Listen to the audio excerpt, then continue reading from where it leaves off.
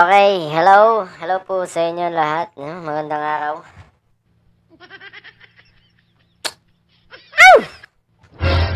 Panorin natin tong dalawang babaeng nilalang First Lady Marcos. na makapangyarihan sa balat ng lupa. Magkaiba man ang kanilang wisig, magkaiba man ang kanilang edad. Natural, mas matanda yung isa eh.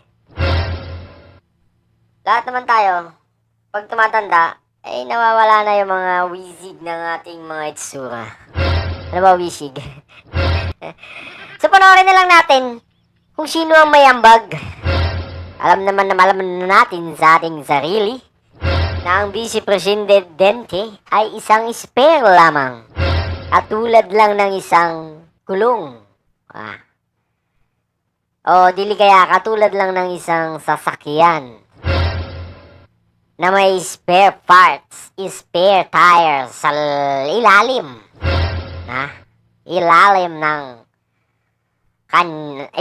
sasakyan. Okay? Kagaya din tong si BP Sara Duterte.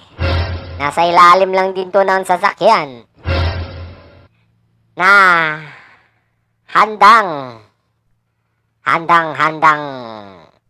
ipalit kung ito ay maplatan ang gulong ng isang sasakyan. Di ho ba?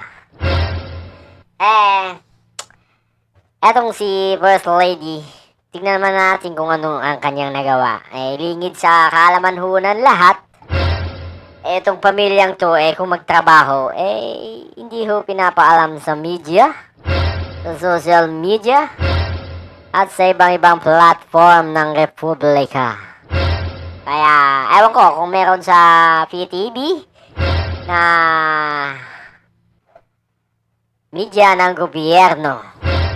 Pero, since ganito ang pamilyang ito, dapat ang PTV naman na media ng gobyerno, dapat intensified yung pagkalat nila ng mga ginagawa ng kasalukuyang administrasyon. Kasi, nun sila bayad may pondo sila.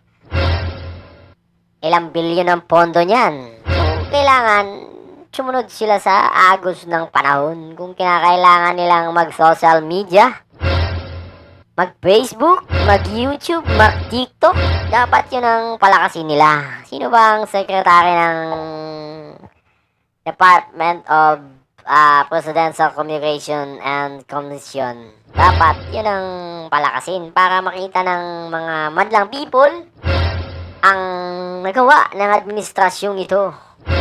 Kasi kung ikaw ay isang taong mangmang, nakapalo ka lang sa mga DDS vloggers, natural. Diba? Hindi mo alam kung ano ang ginagawa ng kasalukuyang administrasyon. Di ho ba? Kagaya ho ng kakilala ho natin dyan, nakapalo siya kay SAS. Yung baklang, ewan, kala mo napakaganda. Wala naman sa Pilipinas, nasa ibang bansa. Diba? Nakapalo ka kay Maharlika. Diba? Wala talagang patutunguhan ng iyong paniniwala. Sige, panoorin na natin to. Sanay si VP Sara sa marahas na pamamahala na puro pagbabanta. Kaya walang improvement sa sektor ng edukasyon dahil sa controversial na confidential funds. Unti-unti namang naisasabuhay ang kultura ng bansa dahil inaasikaso ni First Lady Marcos ang mga importanteng heritage sites. Katulad na lang ng Pasig River Esplanade na unti-unting nagiging tourist spot at nagbibigay hanap buhay. Dalawang leader kababaihan, ngunit magkaiba ang kanilang hangarin. Ang isa ay may confidential funds para mapanatili ang kapangyarihan ng kanyang pamilya. Samantalang ang isa ay taos-pusong naglilingkod upang mapagaan ang buhay ng mga Pilipino. VP Sara versus First Lady Marcos. So, saan kayo? Saan? Kanino kayo? Yung nagtatrabaho para mapagaan ang buhay ng Republika ng Pilipinas, yung mga taong naninirahan dito? O kung dun sa nagtatrabaho para mapagaan ang pamilyang kaniyang kinaaniban? Diba? Saan ka? Ikaw, kung balastog ka, ulol ka, sanggano ka, doon ka sa iyong kinapapaniwalaan. Tama ba? Ilang sa mga basher dyan, mga gago kayo, mga pukining kamatis kayo, ha? Tama kayo sa akin, ha? Mag-bash na lang kayo na mag-bash. Ha? Marami na akong pera. Tatamaan kayo sa akin. Hindi ako, yung dibdib ko, hindi, hindi, ano ba tawag dito? Kumbaga yung dibdib ko mababaw, ha? Madali akong masaktan. Baspamor, ha? Baspamor. Gago! Tignan ko lang kung saan ang tapang nyo.